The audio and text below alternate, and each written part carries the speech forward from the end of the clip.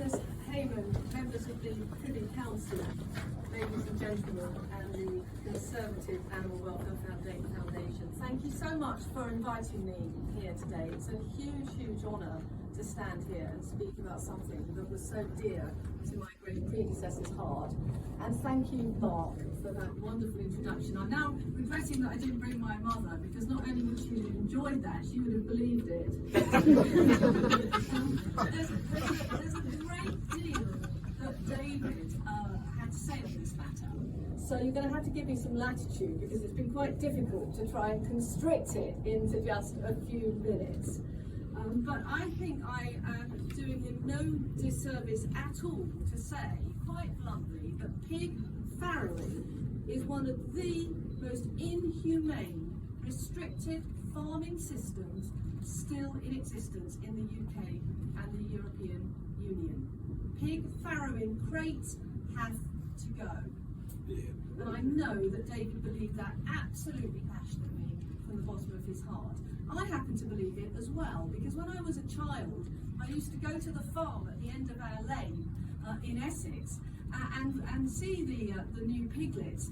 And I couldn't really ever understand as a small child why the sows were in these horrible, hard, what seemed to me even then, and I'm not going to tell you how many decades ago that was, but they seemed to me to be inhumane cages back then with these hard concrete floors. But I was told that was the way it had to be. And what I didn't know then, that I now know now, is that that's not true. There is another way for us to farm pigs, and that is what we should be looking at.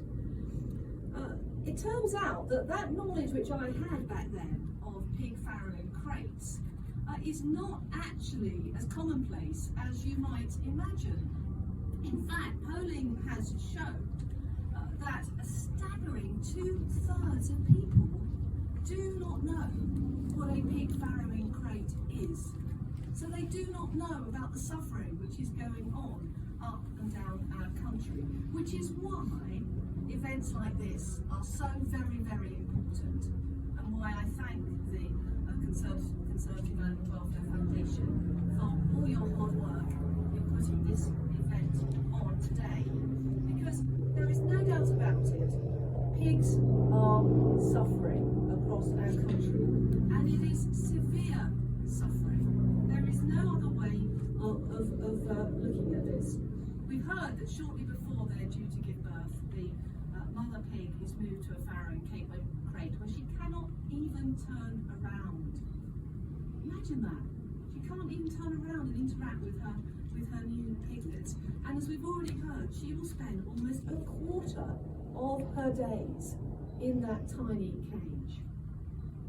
And that constant confinement on those hard concrete floors that I saw as a child causes any number of injuries, not just stress, and we've heard about the fact that pigs are highly sentient, intelligent beings, but it causes numerous injuries, including painful sores, as the pigs are forced to lie for hours on end on those hard, uncomfortable, slatted floors.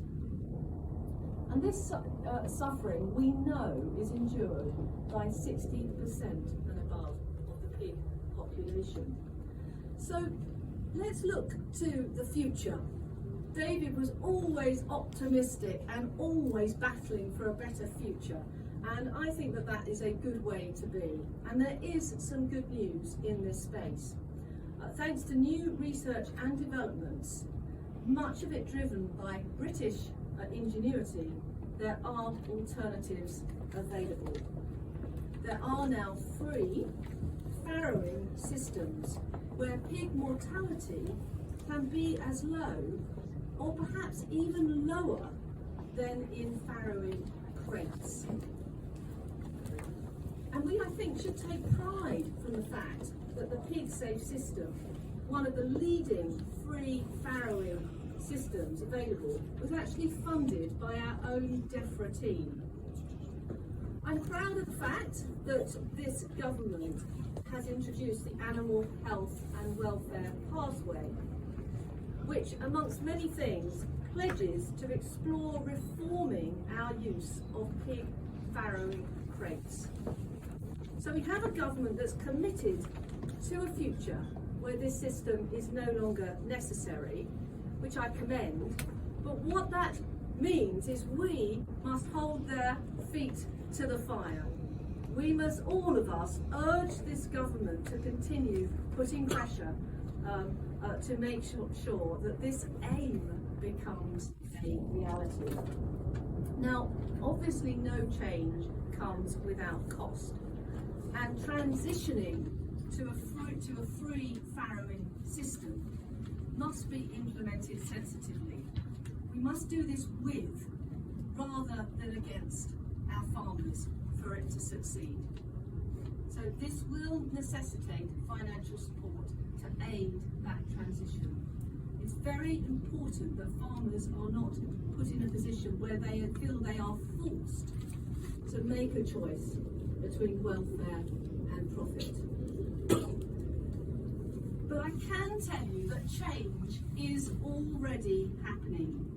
Waitrose and Marks and Spencer, for example, already have corporate policies in place that effectively ban the use of farrowing crates in their supply chains, and evidence shows that this is popular with consumers. And public opinion is changing as well. New polling out today shows that amongst those who know what a farrowing crate is, and there's a job of work to be done there, less than 1 in 5 support their use. And even a fewer number would oppose a total ban. So there is massive, overwhelming support amongst those who know to get rid of these cruel farrowing crates. And finally, of course, it would be remiss of me not to acknowledge, as Mark has already done, how close to Sir David's heart this campaign was, and how much he would have loved to be here with all of us today and be making this speech, and how much he would be enjoying all the freebies, and how his office would be littered afterwards with all the toy giveaways, of which I have many from previous events. But on a serious note, in March 2021, Sir David introduced a 10-minute bill to Parliament, the Pig Husbandry Farrowing Bill, which sought to prohibit the use of farrowing crates on British farms by 2027.